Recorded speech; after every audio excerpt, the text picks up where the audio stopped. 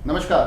नमस्कार। राजसमंद एक्सप्रेस के माध्यम से जो हमारा एक प्रयास हम कर रहे हैं कि जितने भी उपचुनाव में दावेदारी कर रहे हैं उनसे हम रूबरू हो सके, उनसे मिल सके, उनके विचार जान सके।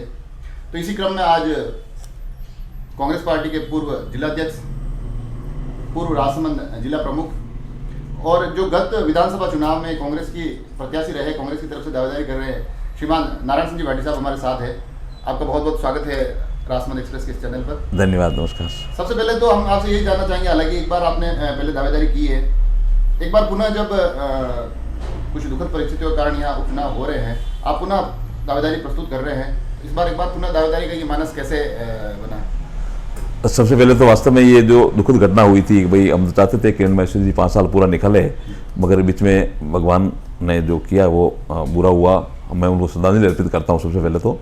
और रही बात चुनाव की, तो चुनाव एक प्रक्रिया है, उसमें तो निश्चित तौर पर भाग लेना ही पड़ेगा। तो मैंने 2 साल पहले चुनाव लड़ा था और वापस मैं अभी दावेदारी पेश कर रहा हूँ पार्टी को। पार्टी जो उचित समझेगी वो निर्णय लेगी। और दावेदारी पेश करने का कारण ये है कि मैं 2 साल से चुनाव होने के बाद में सतत रूप से जनता के संपर्क में हूँ, उनके हर सुख दुख में साथ हूँ और जो विकास के कार्य हैं उनमें हमेशा रुचि लेकर के काम कर रहा हूँ। चाहे वो किसानों के संबंधित काम हो, चाहे व्यापारिक को संबंधित काम हो, चाहे कोई नगर की समस्या हो, चाहे ग्रामीण क्षेत्र की समस्याएं हो, सारी समस्याओं के निराकरण के लिए हम सब लोग तत्पर हैं। तो निश्चित तौर पर अगर मैं 2 साल से सक्रिय हूँ तो मुझे अगर पार्टी मौका देती है तो निश्चित तौर पर मैं अच्छा काम और कर पाऊंगा। और जो रहा है समय, 3 साल का जो समय बाकी है, उसमें हम कांग्रेस की गवर्नमेंट है और गवर्नमेंट के साथ तारतम्य बना करके हम अच्छा काम यहाँ पे कर पाएंगे। तो जैसे कि आपने एक चुनाव यहाँ से आप गत चुनाव में दावेदारी आपने की है, गत 3 चुनाव से जैसे यहाँ किरण महेश्वरी जी जीतते आए हैं, एक अच्छा खासा डिफरेंस रहा है। इस बार आपको क्या लगता है कि आपके पास ऐसे क्या एक कार्य योजना है या आपकी क्या रणनीति है कि उस अंतर को इस बार समाप्त करके कांग्रेस के पक्ष में परिणाम लाया जा सके? पिछले 2 साल से माननीय अशोक गहलोत साहब की जो सरकार काम कर रही है, उन्होंने जनहित के काफी काम किए हैं, आपसे छुपे हुए नहीं है। अभी भी जो घोषणाएं की गई है और जो रोड के, जो शिक्षा पे जो सारे काम किए गए हैं वो काबिल तारीफ है। किसानों की जो समस्याएं थी उनका समाधान किया गया। किसानों को पहले रात्रि को बिजली मिलती थी, आज दिन में बिजली मिल रही है। तो सारी जो समस्याएं हैं उन समाधान करने का प्रयास किया है। ऋण माफी का मामला हो, चाहे दूसरे काम हो, तो सारे काम जो किए हैं, जनता के काम किए हैं। तो निश्चित तौर पर जो वो 2 साल पहले की जो घटना थी और आज के जो है वो काफी परिवर्तन हो गई है। पहले बीजेपी का राज था, किरण महेश्वरी जी मंत्री रहे थे, उन्होंने जो काम किए थे और आज के काम में अशोक गहलोत के जो जन कल्याणकारी योजना है उनको आधार मानते हुए हम इस चुनाव को जीतेंगे। अभी ऐसी कौन कौन सी उपलब्धि आप मानते हैं कि राज्य सरकार के राजसमंद के परिप्रेक्ष्य में ऐसे कोई काम किया आपको लगे कि हाँ ये ऐसे काम हुए कि राजसमंद की जनता इस बार हमें अपना आशीर्वाद देगी?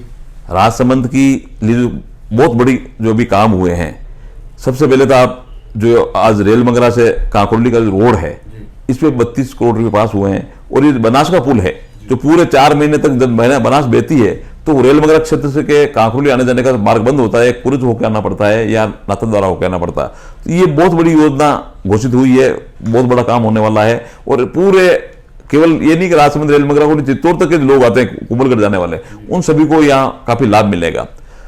बाकी रोड हैं, काफी रोडों की घोषणा हुई है, चाहे वो पिपली आईरान से कुंवरिया हो, चाहे पिपली आईरान से डायरेक्ट बुरवाड़ा हो, या इतने रोड यहाँ सैंक्शन हुए हैं कि आने वाले समय में रोडों का जो जाल बिछेगा और उससे विकास की गति है वो विकास की गति काफी बढ़ेगी। डीएमएफटी फंड से जो पानी के जो काम हो रहे हैं, चाहे जल जीवन मिशन योजना से हो, चाहे डीएमएफटी में हो, तो मैं समझता हूँ आने वाले समय में राजसमंद विधानसभा क्षेत्र में बहुत बढ़िया अच्छे काम होंगे। आज आप नगर में देख रहे होंगे कि जो तालेरी नदी की जो समस्या थी, उसका जो सीमांकन किया गया और सीमांकन के बाद में उसको नहर के रूप में घोषणा कर दी गई है, उसको नाले के रूप में, नहर के रूप में करके जो जयपुर में द्रव्यवती नदी है उस तरह का सौंदर्यीकरण करके इस नगर के जो समस्या है उसका समस्या के समाधान के साथ साथ सौंदर्यीकरण का काम भी किया जाएगा। ये जो सारी बड़ी योजनाएं हैं, चाहे उस पर अपन पर्यटन के लिए काम करना हो, चाहे दूसरी है, तो सारी जो काम गवर्नमेंट की योजनाएं, बड़ी बड़ी घोषणाएं हुई है, तो मैं समझता हूँ सबसे बढ़िया काम अभी इन 2 सालों में हुआ है।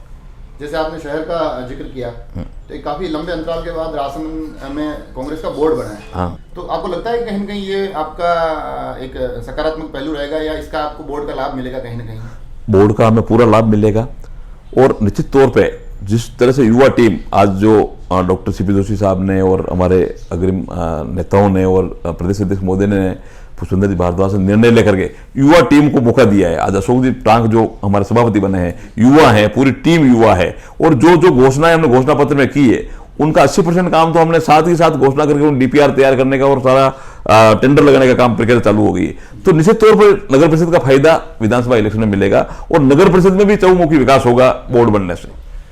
जैसे आपने सीपी साहब का एक जिक्र किया, तो हमने इस बार देखा है कि ये जो नगर परिषद चुनाव हुए इसमें सीपी साहब ने काफ़ी ज़्यादा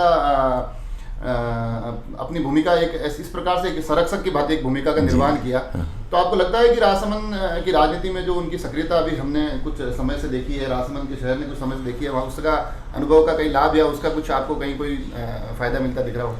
सीपी साहब संवैधानिक पद पे विराजमान है, मगर संवैधानिक पद पे विराजमान होते हुए ही वो राजसमंद जिले के निवासी हैं, राजसमंद से लंबे समय से राजनीति में हैं, राजसमंद के विधायक रहे हैं, मंत्री रहे हैं, केंद्रीय मंत्री रहे हैं, मगर उनकी सोच रही है कि राजसमंद जिला और नगर परिषद और एक क्षेत्र है ये काफी उन्नति करे, और उसके लिए उन्होंने संवैधानिक पद पे रहते हुए भी उनकी सोच ये थी कि अगर कांग्रेस गवर्नमेंट है तो यहाँ पर अगर सभापति और बोर्ड बनता है तो निश्चित तौर पर यहाँ का विकास होगा।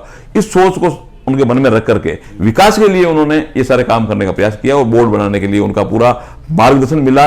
हालांकि वो डायरेक्ट इन्वॉल्व नहीं हुए, मगर मार्गदर्शन उनका मिला कि आप लोग इस तरह से चुनाव लड़ो और ये विकास आपको करना है, और आने वाले समय में आपको इस जो राजसमंद नगर परिषद है ये एक ऐसी नगर परिषद बने, पूरे कोटा में जो जितने काम हुए थे उन्होंने उदाहरण भी दिया था, उससे भी ये नगर परिषद बढ़िया बने, ये प्रयास रहा। तो अगर आगामी उपचुनाव में आपकी पार्टी आपको अवसर देती है, जनता अगर यहाँ से आपको स्नेह आशीर्वाद देकर विधानसभा तक पहुँचाती है, तो आपके विजन में क्या रहेगा? आप राजसमंद को लेकर आपकी क्या कल्पना है कि ये मैं ऐसे कुछ कार्य है जो मैं शायद इनको आगे प्रमुखता से करना चाहूँ? इसमें मेरी ये सोच रहेगी कि सबसे पहले तो एजुकेशन पे काम करेंगे, और एजुकेशन में वो काम करेंगे जो टेक्निकल एजुकेशन का मामला हो। आज डॉक्टर सीपी जोशी साहब हिंदुस्तान जिंक में कोई बहुत बड़ा प्लांट स्मेल्टर लाना चाह रहे हैं या कोई खाद का कारखाना लाना चाह रहे हैं, तो उसके लिए जो युवा तैयार हो वो नई टेक्नोलॉजी से जो उस तरह से जो समावेशी पाठ्यक्रम आवे, ताकि यहाँ से बच्चे यहीं पढ़ करके अपनी इंडस्ट्री में लग सके। आज जो टेक्निकल जो एजुकेशन चाहिए वो नहीं होने के कारण से बाहर के लोग आकर के हिंदुस्तान जिंक में हो चाहे अपने माइंस एरिया में हो लगते हैं। आज आप देखें कोई भी लीज अगर हो, लीज पे अगर एमई कोई नहीं है, माइनिंग इंजीनियर का अगर कोई नहीं लगा हुआ तो वो लीज नहीं चला सकता।